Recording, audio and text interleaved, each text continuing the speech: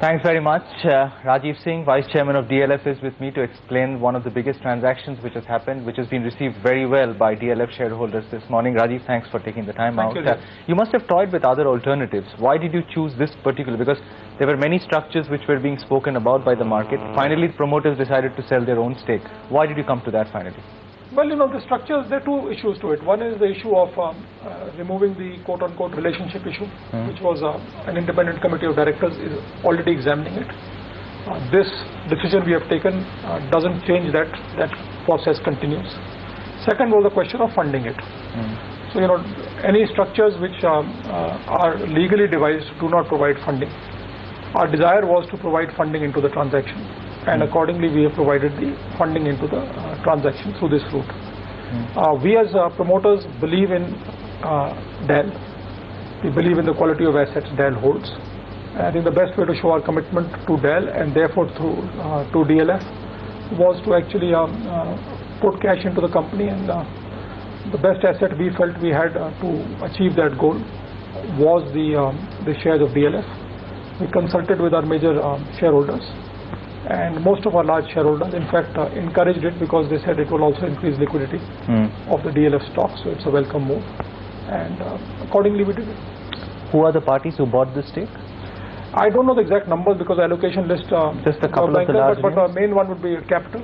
Capital is one of our largest shareholders. They've, I think, taken I'm told, a very large stake in this transaction. 5% of the 10% that you sold, roughly? Almost could be as large as that, yeah. Could be.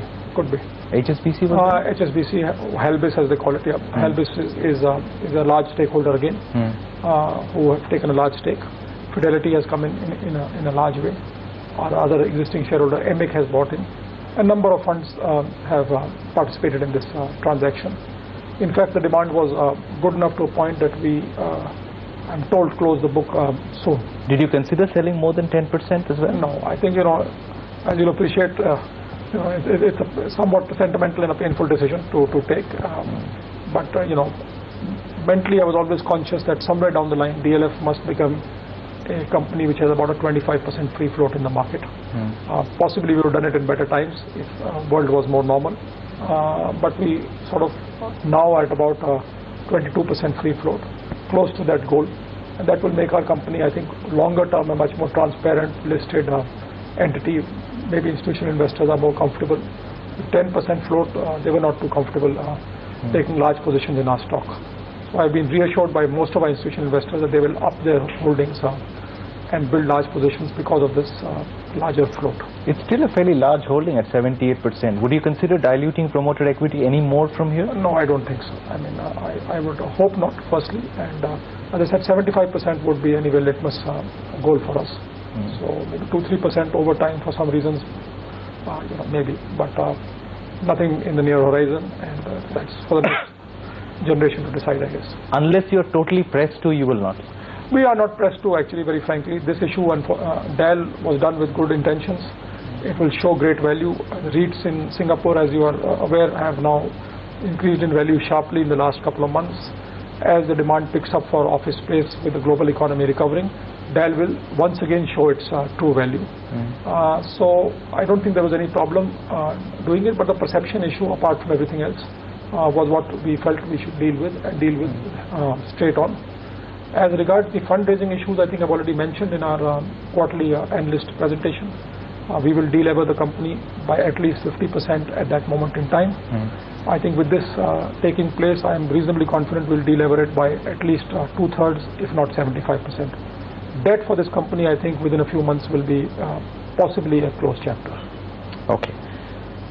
Before I come to what you'll do with DLF assets, how will this money be utilized? 3,800 crores. Can you give us the breakup?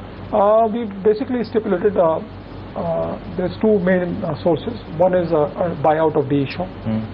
So we will negotiate that transaction, and we expect a reasonable amount of the money will go into that buyout. How much roughly? It could be somewhere around 2,000 odd crore rupees. Okay. The balance of it would come into DLF through an advance from DEL. The entire 1,800 odd crores? 1,800 less expenses, yes. There's no leakage in this transaction. Okay, there's no only D Shaw and DLF and fees and brokerage and taxes. That's it. So 16 to 1800 crores DLF will get. DLF will get, in addition to the 2,000 crores which I've already mentioned in the presentation. So basically, DLF by the end of this year will be receiving from DEL somewhere north of 3,500 crores, maybe somewhat short of 4,000 crores, against an estimated liability of 4,900 crores total. So I think that basically the receivable story also will be a closed chapter. What happens to the remaining receivables, which will still remain? About 1,000 odd crores will remain as the leasing keeps taking place, as the market is recovering. We'll quickly raise debt on it and pay it off. So I mean that will depend on how fast the leasing takes place. Maybe 6 to 8 months more after the end of this financial year, if markets don't revive. Maybe within this financial year, if we have a strong revival in the economy as people are talking about. Why do you say 1,000 crores? Because even if you pay 1,800 crores, the total receivable is what, 3,900 crores? 4,900 crores. 2,000 crores we already said, we already contracted for. We have leases with us, and the debt is in place. As the day the tenant moves in, the bank gives us the money, and we pay it on to DLF. So within this year, we'll be paying DLF a total sum of 2,000 crores from the leases, and about whatever 1,500, 1,600 crores from this transaction. So basically about 3,500 crores plus will be paid into DLF within this year itself. A large chunk of it now, and balance in the next few months as the leases keep maturing. Why did you have to buy out D Shaw? Was it an arrangement that you had with them, or did you think it was a prudent and honorable thing to do? No, well, there's nothing prudent or honorable about it, but yes, we do value our commitment seriously. They came in at a good time and they supported us. The intention was to list the company. The takeout was through a listing. That, for obvious reasons, did not work out. They were needing the capital, and they've been supporters of our company for a long time. I hope the relationship will be strengthened by this move, and we just felt it's the right thing to do. Will they want to take exposure from the 2,000 crores that they're getting into the listed DLF? Is that a possibility?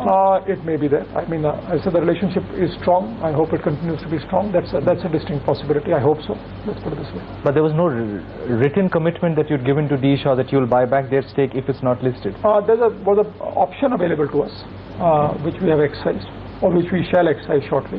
To that extent, there was no commitment, but there was an option available to us. Any such option with Symphony, the other large shareholder? We have an option again with them, but their desire is to actually stay invested and still proceed for a greater upside than just principal return of money. So you won't need to buy Symphony stake? I don't think so. I mean, as I see the markets today, I don't think so. You don't think so? You're not saying it with certainty? No, I see what happens in the next year or two. Who knows the answer? Okay, I mean, the world has been a strange place in the last 6 to 8 months. Hopefully, it'll be a better place in the next 6 to 8 months.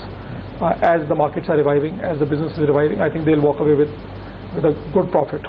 And I would not need to do anything in that regard. If the markets completely tend to, I would say, collapse in the next 2 years, distinct possibility, doubtful. I think in that situation, naturally, we will try to help and assist them. But I don't see that to be a possibility, and they are patient people, and I think they'll wait through. How much did D Shaw put in? I mean, did they put in $400 million? Yes. So you're giving them back? No return is given to them? We will negotiate that amount. There will be some return issue, and there's a forex cost which has to be borne, unfortunately. The money going to DLF assets, what are you valuing the DLF assets property as now? At what valuation would that happen? Any transaction with DLF assets? No, there's no valuation issue with DLF assets right now. I, as a promoter, will just advance the money to DLF assets, who in turn will advance the money to DLF Limited. The valuation exercise vis-a-vis DLF assets, as you know, we are keeping off. We were entrusted it to an independent committee of directors who have got a large number of independent advisors to advise them. I don't want to get into the valuation story of DLF assets. That's best left to those experts to do, and that committee to judge. So whatever come out will be the value. I mean, the reason I'm asking this, Rajiv, is that D Shaw is a hedge fund player. I mean, its job is to take risk. It invested money in DLF assets. I presume DLF assets value, like most other real estate assets, has come down over time. Why would they not take back money at a discount to what they put in? I mean, your own stock price, DLF stock price, is 1/5 of what it used to be. As I said, the REIT market has recovered significantly in the last couple of months. It had dropped down to about 12% return, 11 to 12%. Last, as I hear it, now the return figures are coming closer to 10%. In fact, approaching single-digit numbers. So I think we are almost getting whole in that that number in case the markets remain where they are. So I don't think there's any significant discount now. I don't think there's any significant premium now. We are kind of at that point. The independent valuer will give us his value. What is your assessment of DLF assets market value today? Look, there are two ways to look at it. One is a value when you sell something, and one is a value of the income you receive. DLF assets is receiving high quality income from high quality tenants on a 9% tax-free basis. In today's falling interest rate environment, a 9% tax-free return, I think, is a handsome return. Normally, if this was any kind of a bond, it would have actually appreciated in value. So, that's the way I look at it. I would expect over time the value of this asset to be possibly below the 9% number at which we have transacted for it. In the Singapore markets or international REIT markets, a normal steady state basis, such kind of assets would be valued at about 6 to 7%. So what would be the total rental income that DLF? Total rental income forecasted as of right now, the rental income is growing, but the total rental income eventually will be about 1,000 crores. But estimates of value in 1,000 crores, thousands of crores for DLF assets range wildly from 6 to 11,000 crores. What is it? No, I don't know the number exactly, very frankly, but I think a final steady state value in excess of 10,000 crores. Between maybe short of 15,000 crores, that would be in normal markets a more normal valuation which could be expected for the assets which have been created. But in current market conditions? I think the lower end of that range still holds. 10,000 crores? Yeah, I think so.